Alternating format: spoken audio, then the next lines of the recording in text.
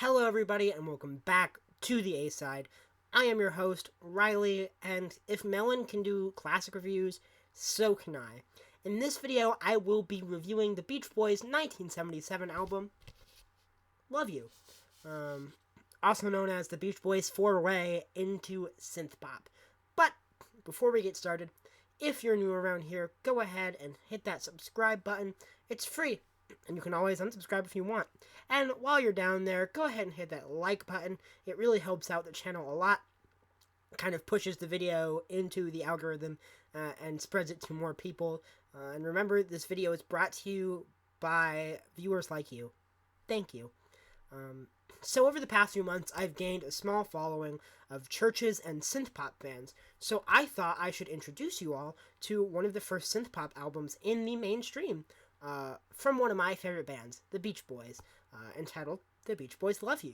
The big draw to this record is, of course, the usage of synthesizers as the lead instrument. It kind of just takes over all of the instrumentation here. And electronics being used to this extent was something very groundbreaking at the time. Of course, Brian Wilson, being the genius he was very ahead of the curve of doing this synth pop thing a few years before it would really dominate the sound of the 80s. Brian is, of course, no stranger to breaking musical ground, especially when it comes to the usage of electronics. The very first rock song to use an electric instrument is actually credited to the usage of the electro theremin on I Just Wasn't Made for These Times, from the Beach Boys' masterpiece, Pet Sounds. Love You was originally intended to be a Brian Wilson solo project. He wrote the entirety of it and played most of the instruments, including the synthesizers. This was until the rest of the guys saw what he was doing and were like, Brian Kuhn, can we be on the album? That was my very poor Carl Weezer impression. From there, the vocal parts were split up, and the Beach Boys went on to release what I think is their most unique album in their catalog. However, it's also seen as their most polarizing. The consensus on the sound and lyricism is highly split between the fans. Some adore this record, while others hate it. Some say it's the last great Beach Boys album, and others will put it at the same level as an album like Pet Sounds. Even the band themselves has varying opinions on this record. Brian has called it his favorite Beach Boys album. Al Jardine has echoed similar sentiments, saying he wants to play the album in its entirety on tour, and Mike Love doesn't like it because, of course he doesn't. So what do I think about it?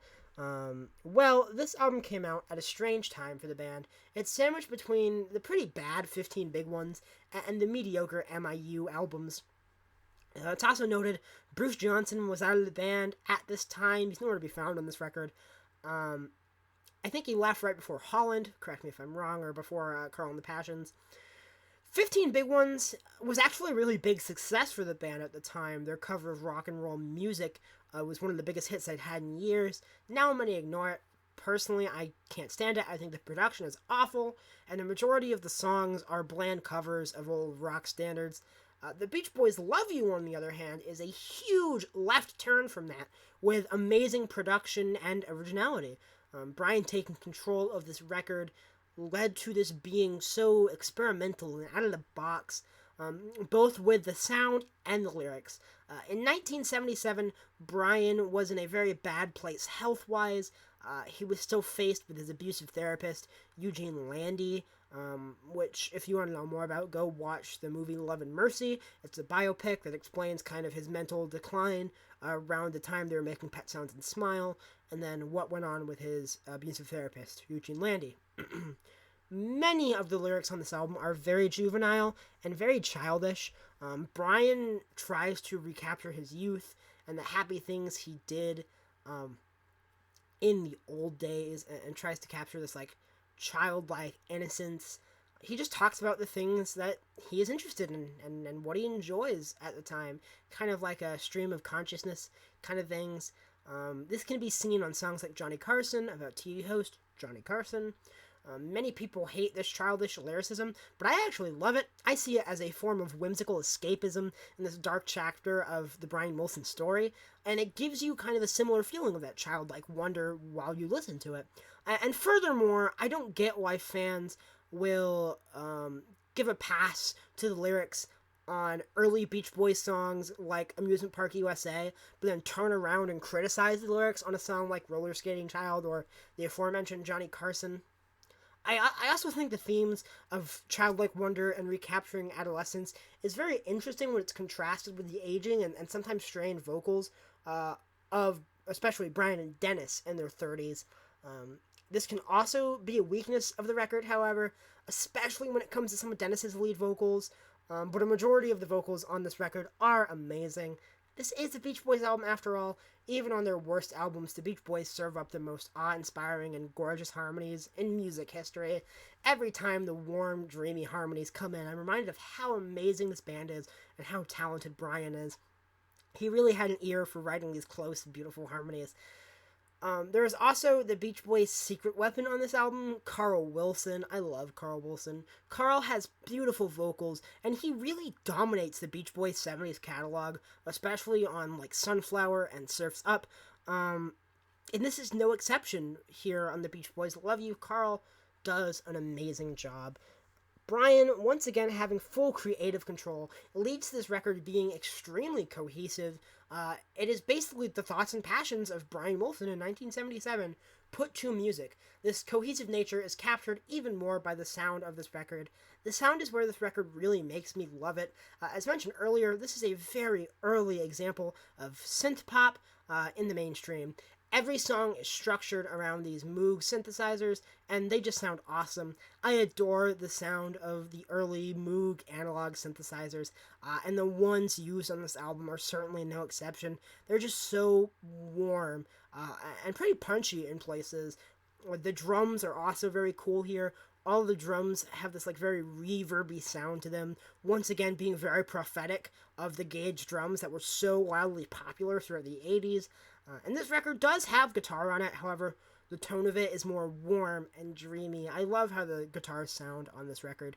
And it's used to add another kind of dreamy layer to this album, instead of being used as the lead instrument. Brian, being the pop genius he is, makes sure to compose this album to be as lush and beautiful as possible.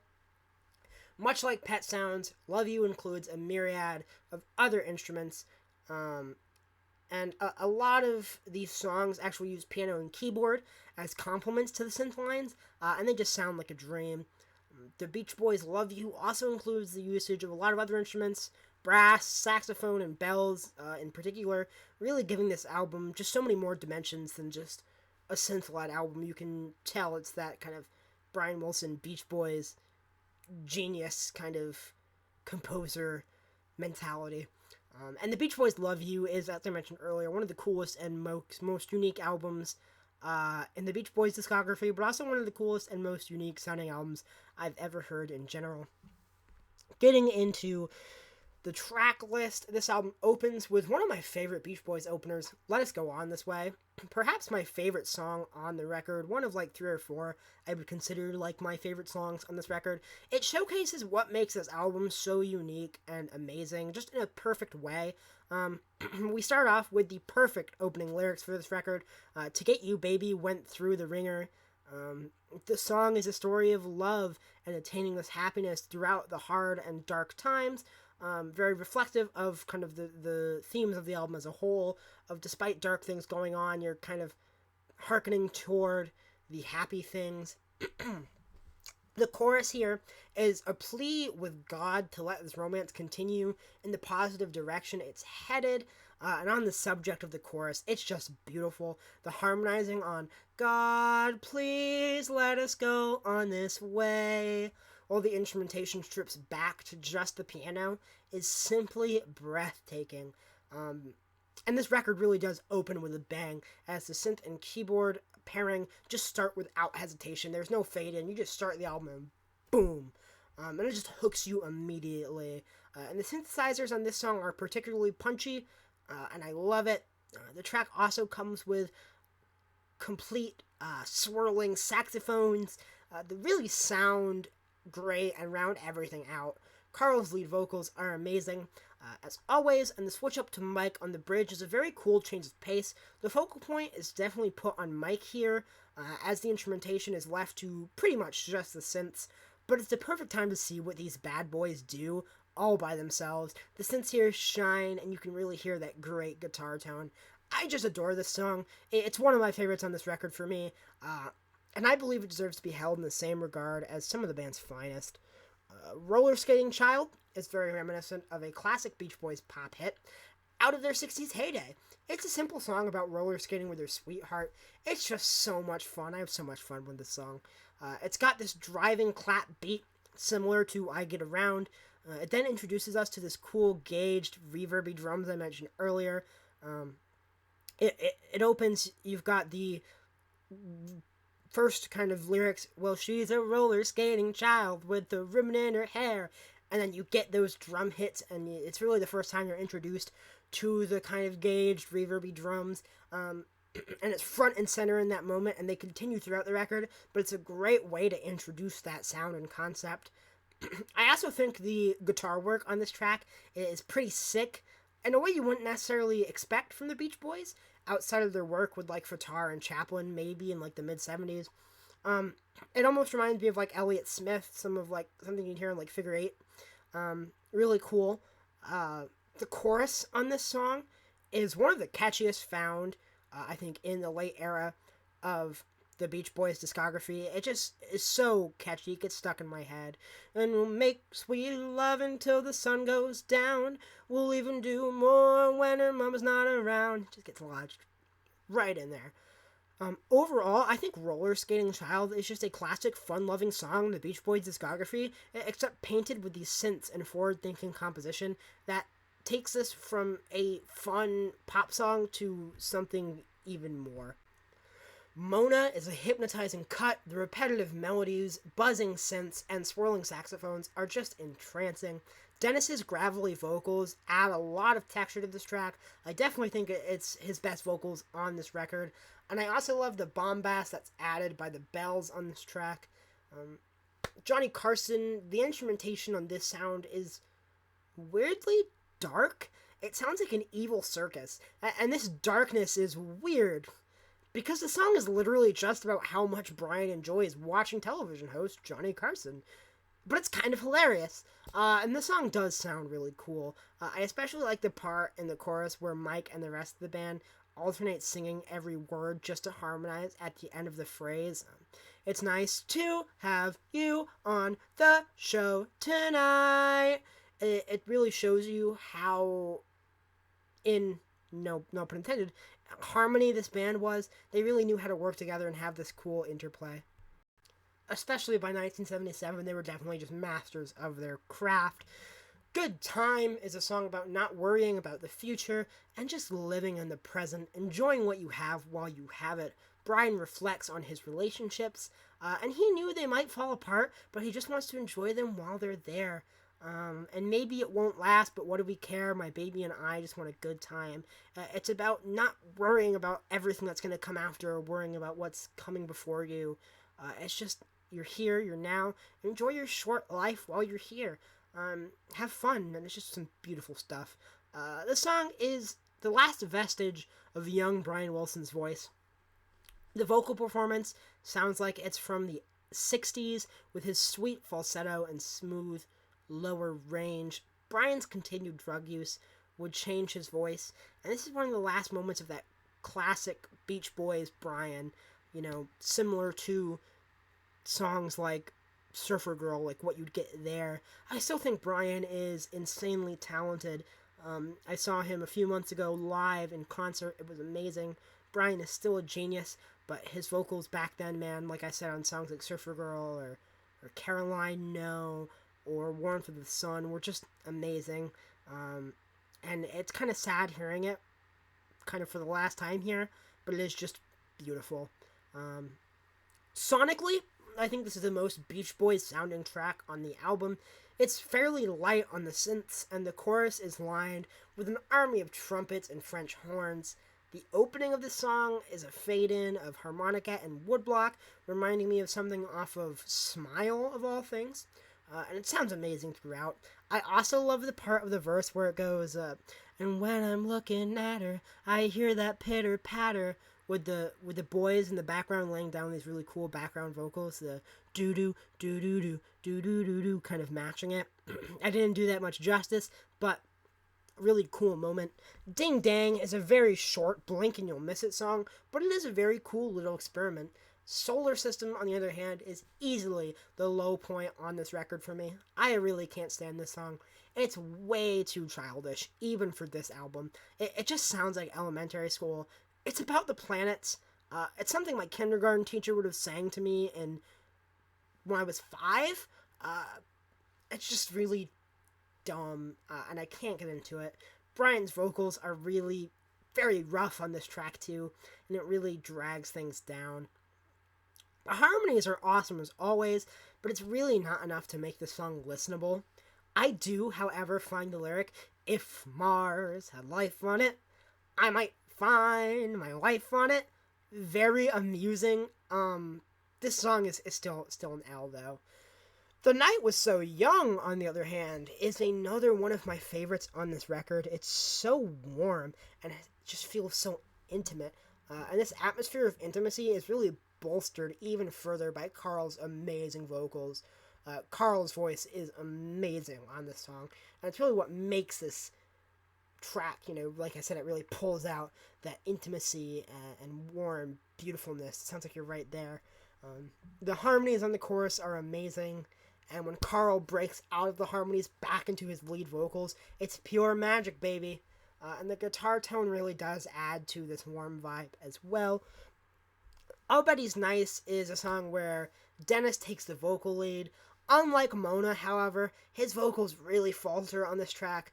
Some of the arpeggiated synths really embody why I love the Buzzy Moog synthesizers on this record, but overall I don't think this is an amazing song. Let's Put Our Hearts Together is a pretty cheesy and blasé love song lyrically. Vocally, it's a rather rough duet between Brian and his then-wife, Marilyn. But what makes this song so beautiful is its instrumental. Instrumentally, I think it's one of the best songs on here. The bright pianos layered throughout this song, and the kind of newer synth tones that we haven't heard previously on the second half of this track really make Let's Put Our Hearts Together stand out on this track list. And I think instrumentally it's definitely worth returning to, but really not lyrically or vocally. I Want to Pick You Up is another track where Dennis and Brian sing. Dennis's vocals are still a little rough here, but definitely still solid. Lyrically, the song is a super sweet look into Brian Wilson's experience of fatherhood and how much he loves his baby. Some of the lyrics are a tad bit cringe, especially near the end, but the sentiment here is enough to win me over. And the final chords of the song are the Beach Boys harmonizing, "She's going to sleep," and then in the background, "Little baby, go to sleep." And it just really captures the warmth of parental affection. It just really feels like a warm embrace. So that alone is enough to be, this song's alright. Airplane is the last of my 3 favorites on this record. Perhaps my favorite on the record overall. It was my favorite for a really long time. This song experiments with the washed out kind of proto dream pop, also found on records like Sunflower, mostly Sunflower. It's amazing. The song really captures the whimsical and childlike wonder of seeing the world below you when in an airplane. The song really shows the Beach Boys as the godfathers of dream pop once again. Much similar to a song like All I Want to Do from Sunflower. Super dreamy. I do think this is a really early dream pop song, and it's interesting you hear this now. I was just recently talking about Magdalena Bay, and while these songs are very different because they're decades apart, this kind of synthy dreaminess is similar, and it's cool to see kind of the origins of that in a more mainstream setting 60 plus years before that record came out. So and for all of his flaws, Mike Love's vocals are perfect at capturing the dreamy and whimsy nature of this song. I love Mike's vocals on this track. This song gives me an amazing feelings and is one of the all-time underrated Beach Boys songs. One of my favorites for sure. If you like the kind of dreamier, whimsical sides of the Beach Boys, whether that be some stuff off of like Sunflower, or even some of Pet Sounds' more dreamier moments, definitely check out Airplane. And then the record closes with Love is a Woman. It's an alright closer. It doesn't necessarily stack up to some of the best tracks on Love You, like Airplane, like Let Us Go On This Way, like Roller Skating Child, The Night Was So Young, but still solid and a good way to close the record. It's got the sax, it's got the synths. Brian's vocals are very strained here, but it doesn't bother me too much. Alright, closing song. And overall, I think that Beach Boys Love You is a fascinating and unique album. It really is just fascinating, especially how it sounds, what it experiments with, and the time frame it came out for this band. It is a fascinating look into this band's history and where they were. There aren't many other records that sound like this. I think partly because of how ahead of its time it was. Like I said, the big synth explosion in the mainstream wouldn't happen until the early 80s. And here we have an entire record, pop rock, being led by synthesizer, but it's a very early, like I said, Moog analog synthesizer, so it's not quite, as developed as the technology was for synths that we'd hear in the 80s. So, doing this thing, being so ahead of its time, makes it very interesting and very different. But yeah, Brian having all of the creative control over this album led it to be as weird and experimental as it is. This album is made up of experimental, early synths, and dreamy harmonies. What's there not to love? At least for me, I love that kind of stuff. I love synths, I love when rock bands experiment with synths, and I love the Beach Boys, I love their harmonies. I think Brian Wilson is a genius. This is now made for me. Definitely a cult classic, but it's an album that deserves to be held in higher regard, I think, generally. Not every moment is amazing, but great songs, like I mentioned earlier, Let Us Go On This Way, Roller Skating Child, The Night Was So Young, Good Time, and Airplane make this first synth pop album in the mainstream more than worth your time. I'm feeling a 9- out of 10 on the Beach Boys Love You. Obviously, I own it on vinyl. As with many other Beach Boys records, I am a super fan, but this is one of my favorites. Not quite cracking my top 5. I do want to rank the Beach Boys album someday. I don't hold it to the same esteem I hold a record like Pet Sounds, or Sunflower, or the Beach Boys Today, or Surf's Up, which are straight masterpieces, but this record is pretty amazing. So yeah, check it out. If you've never heard it before, I will rank the Beach Boys albums one day. So yeah, welcome to 2022, boys. Classics Week. This is the only classic I'll be reviewing for Classics Week. Let Melon take care of the rest of that. Thank you, Fantano. So yeah. Let me know what you think of this album or the Beach Boys in general. Leave it in the comments down below. I always read the comments. I always respond. So yeah, thank you for watching. And I'll see you all next time.